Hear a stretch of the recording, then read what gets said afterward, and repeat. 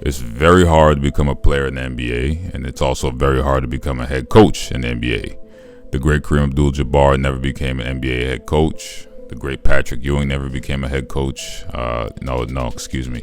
He was an interim head coach for a little bit, but never the official head coach in the NBA. These jobs are not like working as a fry cook at McDonald's. Now, don't be getting mad in the comments. When I was a teenager, I worked at McDonald's. Ain't nothing wrong with that. But you guys get the point. To become a head coach, it takes years of being an assistant, in some shape or form, whether you start as a graduate assistant, work your way up to assistant head coach, that head coach position at a high school or college, and the cycle usually repeats itself at the pro level. The thing is, once you get one of these jobs, you coach to win. You don't coach for second place. And we just look at some of the history of some of these coaches. Things don't really make sense when you look at Doc Rivers. I mean, Mike Malone, he won a championship in 2023. In 2025, he was fired. Frank Vogel was fired in 2022. He won the chip in 2020. Ime Udoka, he was fired after leading the Celtics to a finals appearance after his scandal. I don't feel bad for him. He had a scandal. He should have been cleaner with it. But he lost his job overall from it. And that's debatable whether he should or shouldn't have. Monty Williams, he had the Suns 2 games from winning a chip in 2021, and he lost his job in 2023. Matter of fact, when I was thinking about that, Mike Budenholzer won the championship in 2021 against Monty Williams' team, and he also lost his job in 2023. So basically, the guy who lost the finals and the guy who won the finals, 2 years prior, they both got fired in the same year. So the question comes to mind, who is Doc Rivers, and how the hell does he keep getting jobs in the NBA despite having a limited track record outside of that 2008 championship run with KG, Rondo, Pierce, and Jesus Shuttlesworth? The first thing that comes to mind when I see Doc Rivers is, who does this man have pictures on to keep getting jobs in the NBA? What kind of files does he have on somebody to keep getting these jobs? There was in football, there's this guy, Jason Garrett. He was the coach of the Cowboys in the 2010s. I used to wonder what kind of files did Jason, Coach Clap Garrett, have on Jerry Jones, that this man could not make it out of the first round year after year after year after year. And, he keeps getting, keeps his job that whole decade almost. In all seriousness, why does he keep getting opportunities in the NBA? I'm talking about Doc Rivers at this point. Despite consistently coming up short outside of his run with the Celtics, where even there, he couldn't win with a few series leads. Now, 2001 through 03, Doc, he coached the Magic. He had prime T-Mac. When I'm saying prime, I'm talking about 30 points per game, 2-time scoring champ T-Mac. This is the T-Mac who was considered either the best or second best shooting guard, 2-guard in the league outside of Kobe. Now, I'm sure everyone has heard this story, by now. But the Orlando Magic, they had an opportunity to pair Tracy McGrady with Tim Duncan in Orlando. Doc, in my opinion, made a foolish decision.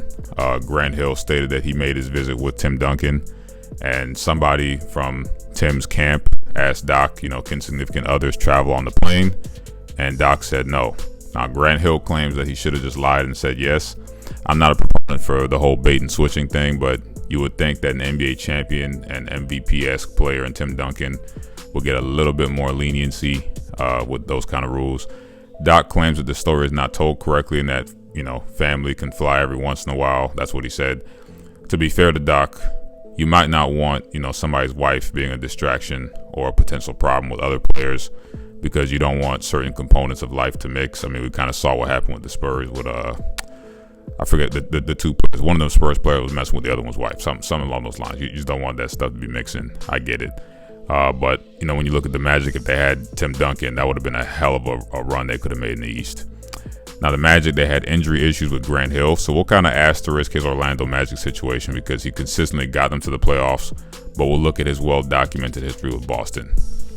In 2008, Doc Rivers coached the Celtics to a 4-2, series victory against the LA Lakers.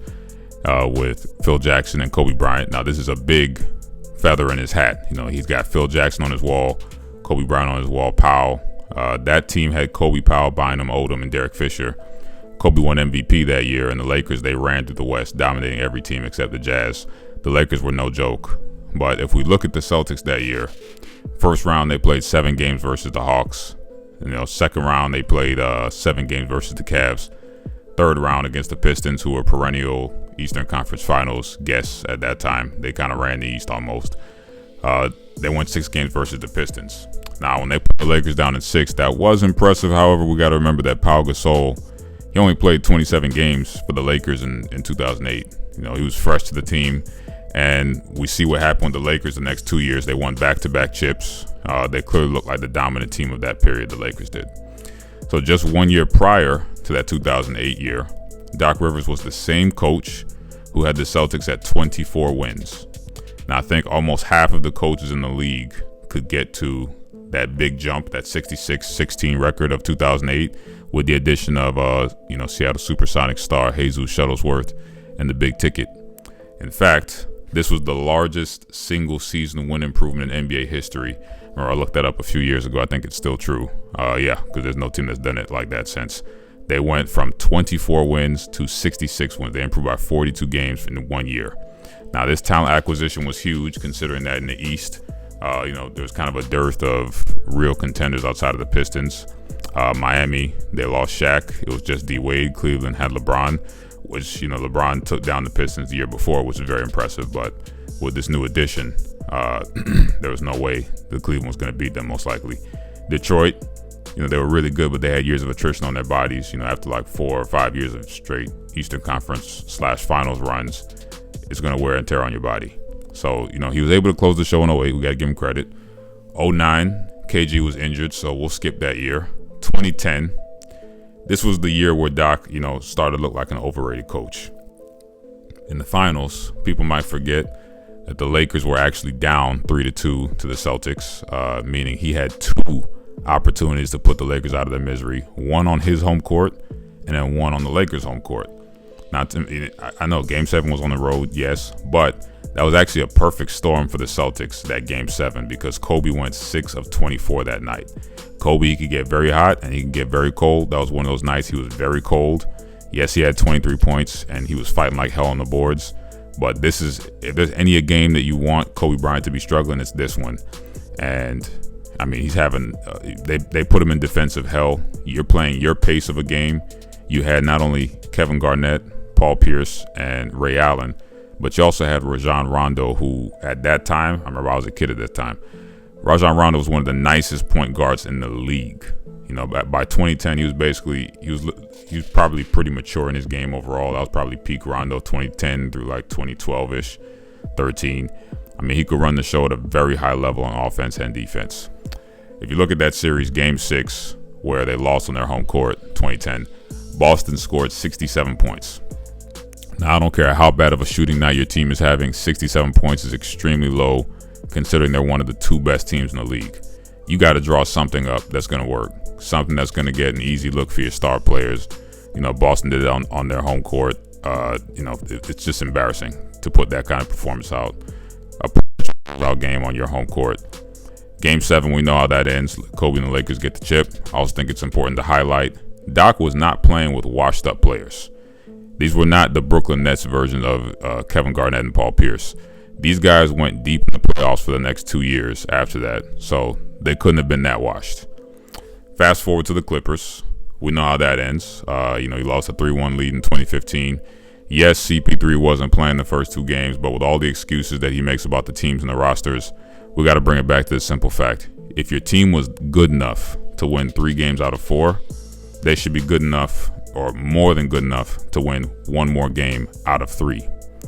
Now, everybody knows about the Clippers' bubble performance against the Knicks. They would never play against the Knicks. Those 2 are not going to the finals together.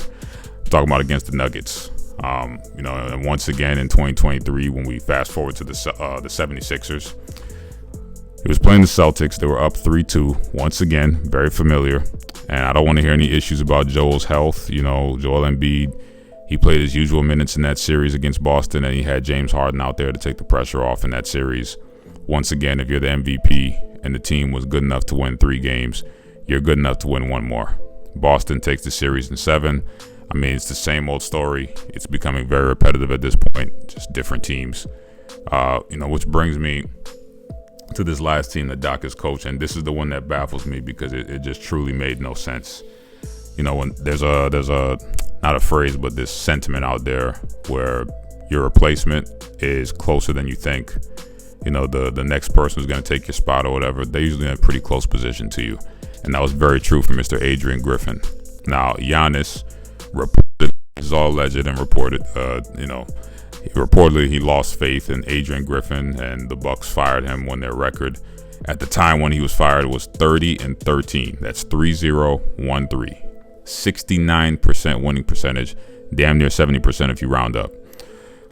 The Bucks were on pace to win 57 games that season based on that percentage. Doc went 17-19 to finish out the season, winning 47% of the games he coached. Now, this is supposed to be the guy who's bringing in that defensive presence. He's a defensive maestro. He's going to get them up to championship level pedigree, and they go 17-19 to finish out the season. He won 47% of the games he coached that year. The Celtics in that season, they had 64 wins and they were the number 1 seed.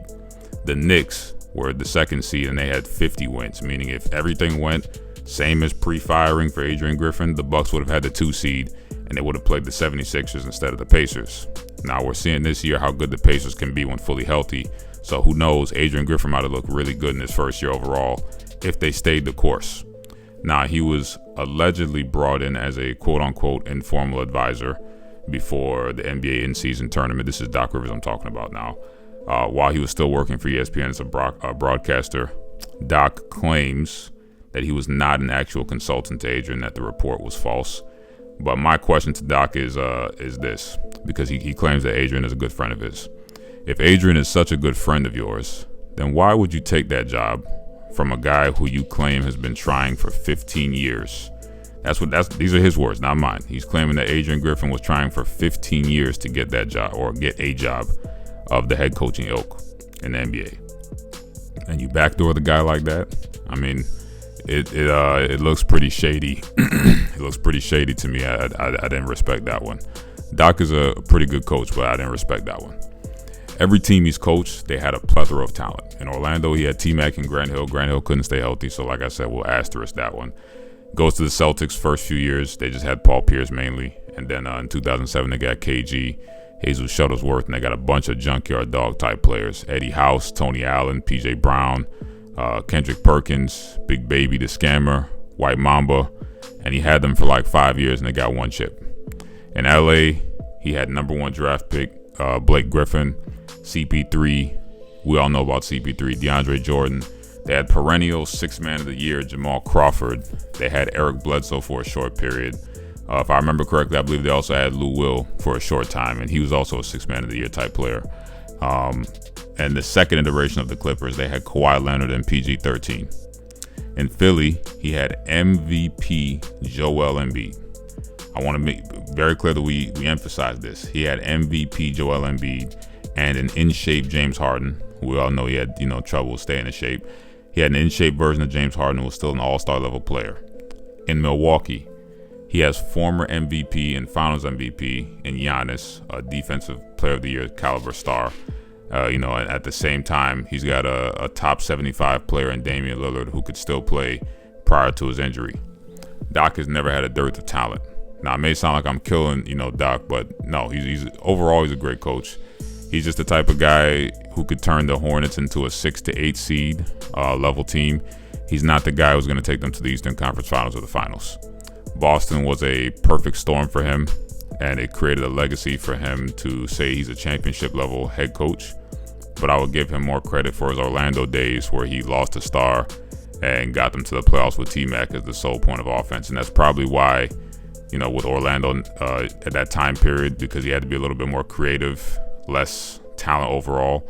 That's probably why he won Coach of the Year in 2000, because the Magic, it just, he had to actually show his coaching chops. Now, this leads me to once again ask, based on everything we've seen from Doc Rivers, who is Doc Rivers? How connected is he that he keeps getting jobs with talent-laden teams and, guys like Adrian Griffin, they get fired mid-season with winning records, and you got guys like Mike Malone who are gone within 2 years of winning the whole damn thing. It makes you wonder. I'm not trying to start drama, but definitely look into it because he's got some interesting family ties, Doc Rivers, with the league and some other things there. Definitely makes you wonder. But as usual, don't be mad at me, be mad at yourself.